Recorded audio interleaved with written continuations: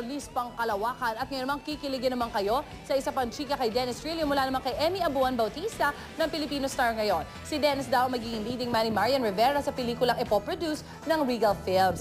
Selos Fulgoso, maglalagas ng buhok. Pinag-uusapan pa raw nila mabuti kung ano ang magiging kwento at role ni na Marian at Dennis sa nasabing pelikula. Sa susunod na taon na raw, balak simulan ang shooting to. Matagal pa naman pala, kaya pala wala pa storyline.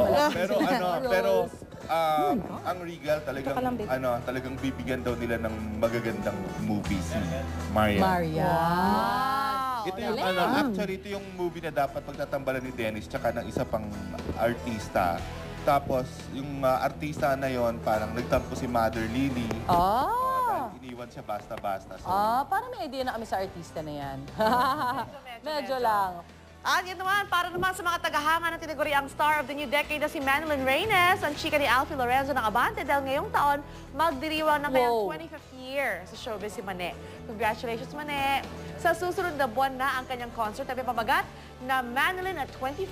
Tsak din pag-uusapan ng konsyerto ito sa Aliw Theater dahil guest niya, Jano Gibbs, Ogie Alcacid at Kim Pineleon na lahat ay naging kapartner niya dati.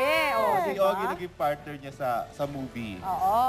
Si Jano, di ba, naging magkalab din sila sa Dance Entertainment. Si Kim naging boyfriend niya. So, lahat na... 25 years na si Manilyn, ba't ilang taon na lang? Di ba bata pa si Manilyn? O bata siya nag-start talaga? Kasi nag-start siya, Bata siya, child star. Congratulations, Miss Manilyn. And we're very proud of you. Actually, she's a very good worker and a good mom. So congratulations sa'yo. Yun, congratulations. And happy birthday to pamangkin Odi Roque. Alright, magbabalik pa ang unang hirit. Wag ko kay Alice.